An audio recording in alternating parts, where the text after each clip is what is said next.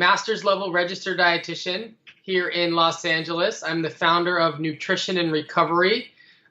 We have developed nutritional protocols, so education, food, hands-on life skills training for addiction treatment centers. We use an eating disorder informed approach and specialize in mental health, body image, general wellness, basically bridging the gap between physical health and mental health. Fantastic. And I think, I think I speak in common that we're both really passionate about nutrition and recovery. I speak from my own experience, but I thought what we could do is we could just explore a little bit about how nutrition and recovery came about. But before we do, can you tell me what you've had for breakfast today? Yes, of course. I had a protein shake that I used unsweetened organic whey protein. I used raw goat milk and then a little splash of a coconut water that has a little coffee flavor in it. So it was like a coffee coconut protein shake, and I had an Ezekiel English muffin with almond butter. Oh, that sounds amazing. So, tell me, how did nutrition and recovery come about? So in 2012, I had the vision to start a very specific nutrition team of people that knew how to work in addiction treatment. There's a clear need for nutrition services in addiction treatment settings, but not everyone can handle that environment. Not everyone wants to work in those settings. There's a need for it, and I've seen a lot of other registered dietitians attempt to provide those services, but eventually get burned out because it was so difficult to carry the message of healthful living in those settings. So I wanted to bridge the gap and help create services for that community by people that actually wanted to be there, people that were not just passionate about nutrition, but also passionate about recovery. Fantastic. So you've said a little bit about the gap that you talk about between nutrition and addiction recovery. Tell me a little bit about that gap and what your experience have been with alcoholics and addicts and their relationship with food when they come into recovery. Yeah, so it does appear that the model for addiction treatment is primarily run by psychiatry and therapy. And there isn't a lot of attention given to the physical dimension of wellness. So this is food, water, sunlight, exercise, sleep. And because people are oftentimes getting past the immediate crisis of detoxification, there's a general consensus of, well, that's too much to take on right now. And in some cases that may be true. However, introducing physical wellness early on in the recovery process can actually begin the brain healing and the hormone stabilizing and the gut healing and the things that can actually make or break someone's feelings of wellness and possibly their sobriety. Wow. Yeah, absolutely. I mean, I remember when I came into recovery and I was encouraged to, in my addiction, I put on 150 pounds. And I lost 50 pounds of that last year, but that was the 4th year of my recovery. And then in the first few years, people encouraged me to eat sugar and, you need the sugar, What? Tell me about the importance of. I mean, I know you've touched on it being a founding part of a good recovery program, but how much significance does it play in someone's recovery? Like I said, I think it can make or break the deal. If you think about it, addiction is a brain disorder, right? And so an individual develops neural pathways which favor substance-seeking behavior. Yeah. So it does make some sense that when you take certain things away, it's predictable that an individual will find new things to stimulate that same kind of dopaminergic pathway in the brain. However, there is a way to rewire the brain, and it can be done with food. In other words, to break the cycle of addictive eating can slow down the perpetuation of addictive pathways in the brain. So yes, it may be helpful to get someone through a detox or perhaps their first 30 days of sobriety to give them a sense of dopaminergic stimulation.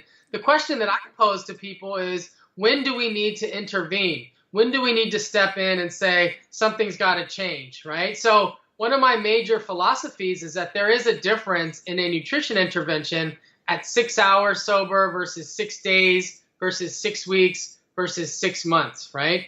And this should be assessed on an individual basis. I think the problem with recovery communities in general is that people adopt these substance-seeking behaviors early on in recovery, and because there's no nutrition expert, there's no education, there's no expectation or motivation that people will change, right? No. And, and I think people say, oh, well, give them a break, they're getting rid of their drug of choice, which is, it's about harm reduction. And what's your view on that? It's always important to be sensitive to the difficulties of early recovery. Yeah. I think the challenge is to frame nutrition as helpful as opposed to punitive, right? Yeah. So when it's framed as, I'm here to take things away from you, there's going to be a natural pushback and resistance from the community. When it's offered as, I'm here to bring healing and new ideas and new foods into your world, it lands on people as an opportunity as opposed to a struggle or a fight. That's the real art, is messaging it properly, focusing more on the things to add in and the things to do, and I think less on all the things that you need to stop doing, because they have this feeling of, well, I already had to stop drinking or using drugs. Why do I have to stop this? And oftentimes I say, you don't. Let's not focus on stopping that. Let's focus on bringing this in, and perhaps over time it can crowd some of this other stuff out. And what ideally will happen is someone will start to feel different. Yeah. They'll feel better, and as a result of feeling better, they'll start to connect the dots and say, there really is something to this whole breakfast thing, Dave, or there's something to this drinking water thing I never knew. Or eating fruits instead of candy. I never knew that I could feel better. And once someone gets that little shift and that buy-in, then it opens the door for a world of possibilities. Wow, that's amazing. So it's just about the small changes. Because I was going to ask you about what those things are that you add in. So you're saying water, fruits and vegetables, the importance of breakfast. Is there anything else that you would encourage someone to focus on? Yeah, I'm big on beans, nuts, and seeds. So I've created a 6th food group. I've separated animal protein from plant protein, and I use beans, nuts, and seeds as a food group in itself. Okay. And sprinkle lots of beans, nuts, and seeds into salads and on dishes and in smoothies. We just find ways to bring in more whole, high-fiber foods. Yeah. Beans being one of the highest fiber foods out there. I do believe that fiber is perhaps the most underrated nutrient. Not necessarily fiber supplements, but fiber that comes from food essentially is the major energy source for the right kinds of bacteria and microbes in our GI tract. And I think we haven't given enough attention to how to feed the little guys, right? Because they in turn feed us back. People think fiber and they just think, bowel movements. Yeah. But it turns out satiated, etc. It turns out that all the healthiest food out there is high in fiber.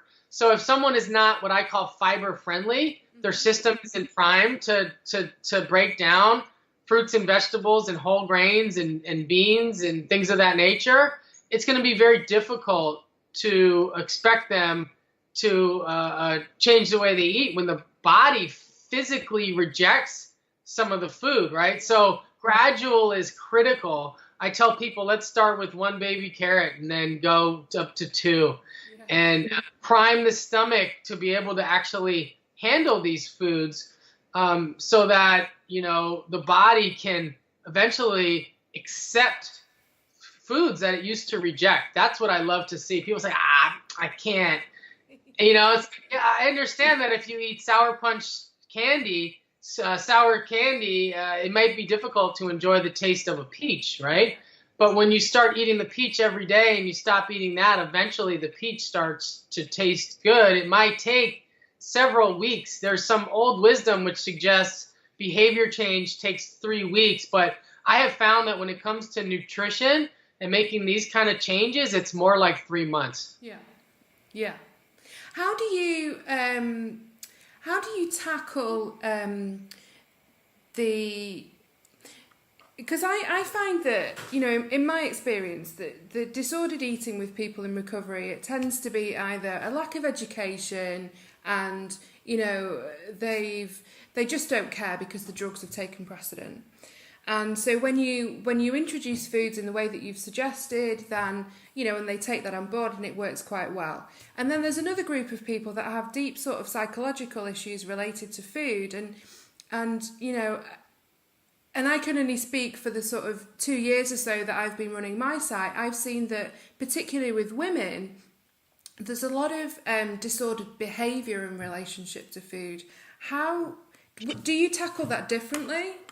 What's your approach to that?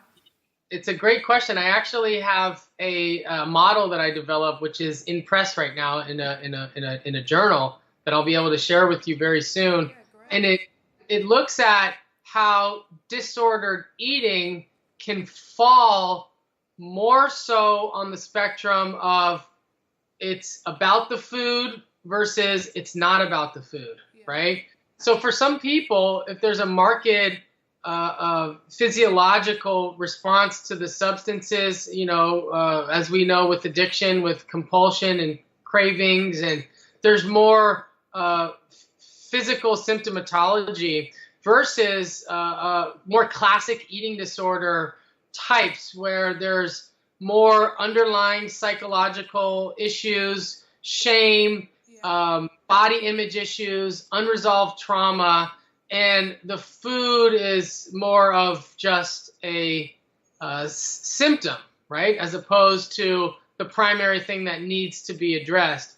And I think that we haven't developed good tools to help discern between people that struggle with food based on more of a physical interaction compared to more of a psychological and emotional interaction. Yeah. And so I did create a diagram that can help to plot where people feel like they fall, a relative orientation.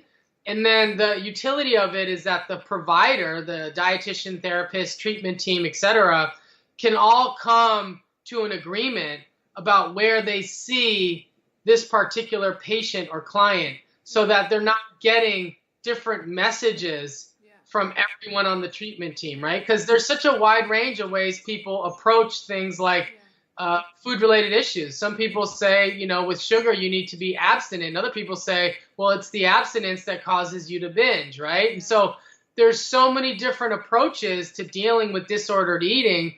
The key is to get everyone on the same page, to minimize inconsistencies so people can start to seek freedom in a way that resonates with their soul and their personal recovery journey, and have their providers be on board with it. Of course, with restrictive eating disorders, you're going to get a lot of people that want to get really tight about their food and obsessive about it. And that's a whole nother can of worms. And as a registered dietitian, I have a responsibility to, first and foremost, do no harm, right? So I get a lot of people that think they struggle with food in a way that's different than they really do. So a lot of the work that I do with people in addiction settings, and as you said, a lot of women, is helping them find their path that is not only true for them, but sustainable over the long haul. Yeah. That's amazing. I mean, it's a subject that's close to my heart, and it fascinates me. Would you say, so could you say overall that there is a trend for, I know we're slightly off topic here, but for my question, but I just wonder if there is a trend with women in recovery. You know, is it common that women in recovery have an issue with food? You know, I'm one of the few male dietitians, particularly in my community. There's a couple others that, work with disordered eating.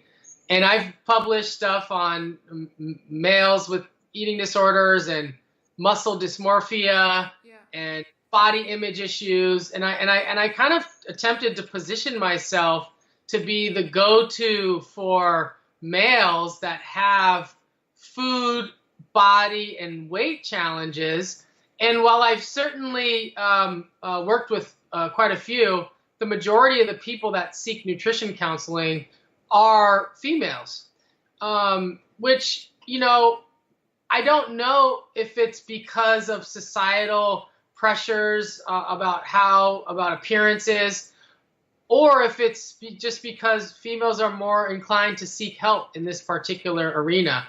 In other words, yes, I do think that it's a very important issue for females and should be present in all sober livings. There should be some, body image informed providers.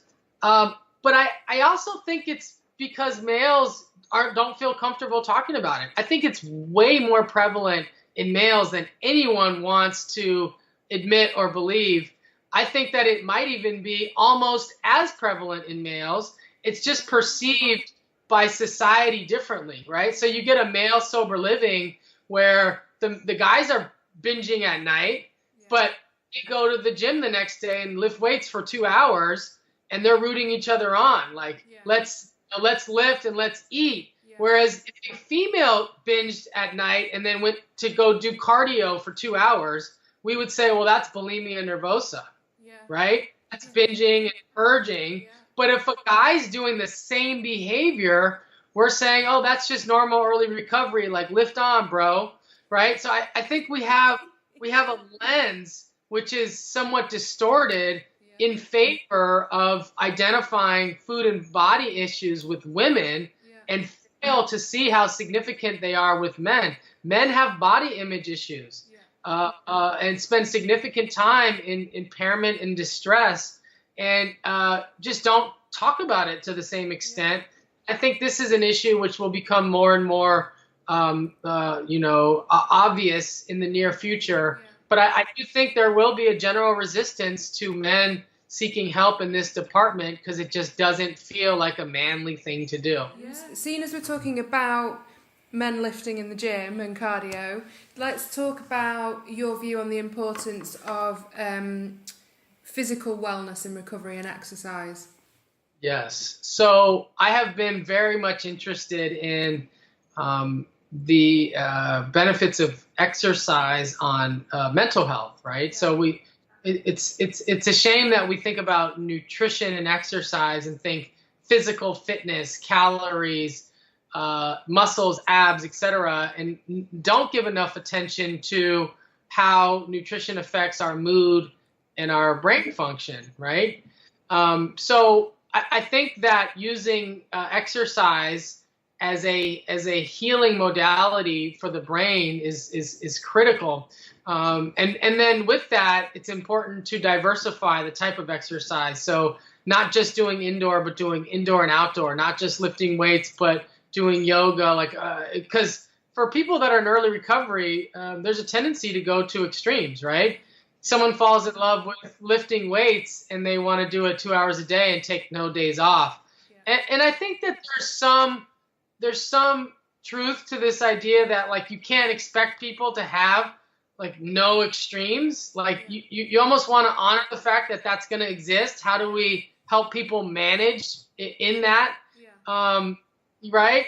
But encouraging people to try other forms of exercise, to use it as a community building thing, I think is really critical. And then most importantly, to message it in a way which is, this is something which will alter your brain chemistry and help your brain grow new pathways, new neurons. There's all these growth factors that are stimulated by exercise. And to encourage people to look at it that way. And then lastly, to remind people that when you train, you can actually develop an appetite for food that's more nourishing, because you're eating for nutritional repletion as opposed to just for taste and flavor, right?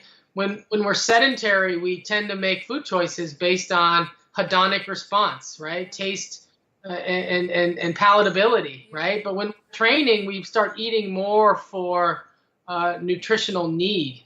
That's fascinating. So if you were to say to somebody in early recovery that is going out there and training 5 to 7 times a week, what's realistic? What should you aim for? How many times a week? Well, I think that no matter what, it's important to make sure there's at least one day where you're not doing anything. And that's challenging for people. I've seen it give people anxiety. They just don't know what to do with themselves. And so, yeah, like they conceptually want to, it's just too uncomfortable. So I like to encourage like foam rolling and walking. Sometimes just for some people that are obsessed with exercise, going to the gym is enough. And like, I encourage people to just go there and foam roll for 30 minutes and just do long stretching and maybe get your steam room or whatever. And so I am a big fan of yoga. I didn't find it personally until about 3 years ago. But I am encouraging people in recovery to consider a yoga practice, primarily one that has a studio with no mirrors, right? I think there's something about the endless mirror checking associated with the gym that can be very harmful to people. People don't realize how staring at themselves in the mirror every day for 2 hours can affect their sense of self and body image. My God, yeah. I've specifically chosen 2 yoga classes that don't have mirrors, and I am able to relax so much better. Thank you so much. Thank you for the invite and for the opportunity to chat, and I hope we can do it again soon. Yeah, my pleasure.